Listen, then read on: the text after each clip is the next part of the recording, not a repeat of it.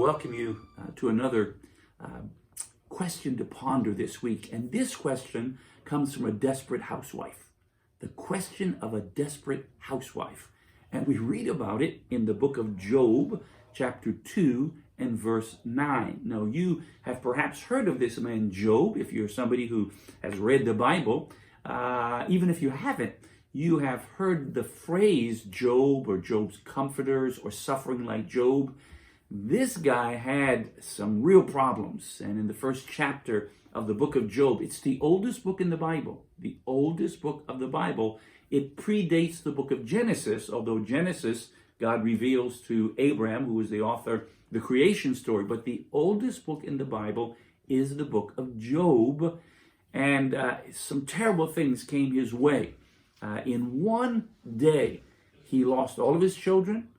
His house was destroyed. He lost his livestock. I mean, everything just fell apart. And then he lost his health. With the whole world crashing down, his wife asked the question. This desperate housewife who has lost so much herself asked this in Job chapter 2 and verse 9. Listen for the question. Then said his wife to him, Job's wife, "Do you still retain your integrity? Curse God and die." She's given up now. Do you still retain your integrity? Is her question. Now, that sounds like a strange thing for a wife to say to her husband, challenging the fact, even criticizing the reality that in the midst of all of this tragedy, he's had the worst day of his life and everything has been taken from him. His children, his wealth, his livestock, and now his physical health. Satan has attacked him, and in this situation, God has allowed this, perhaps for our benefit. But this man of integrity never loses two things in the midst of his crisis. Listen to these. I don't want you to ever lose these.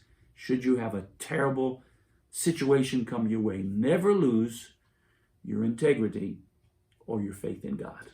Don't surrender those things.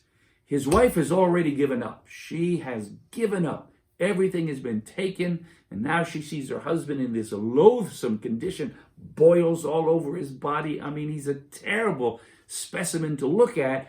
And she says to him, "Do you still retain your integrity? Why are you still so faithful to a God who has been so unfaithful to you?" That's what she's saying. God has abandoned you. Why don't you abandon God? But Job is an incredible model of faith in the midst of crisis.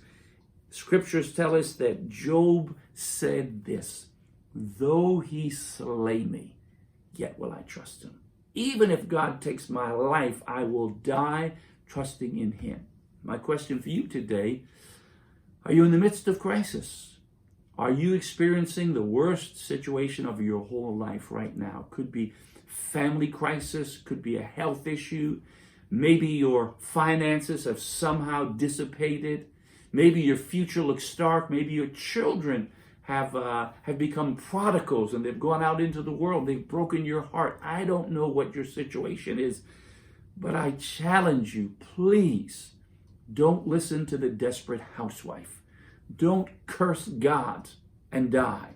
Rather, maintain your integrity. I'm going to read in closing Job chapter 2 and verse 10. "You speak as one of the foolish women speaks. What? Shall we not receive good at the hand of God and sometimes receive evil? In all this did not Job sin with his lips. He never turned his back on God." I pray with you today. I pray for you today. If you're in the midst of a terrible situation, and many people are, a global pandemic, political crisis, and challenges all over our nation, all over the world. It's a tough time. This is a tough time.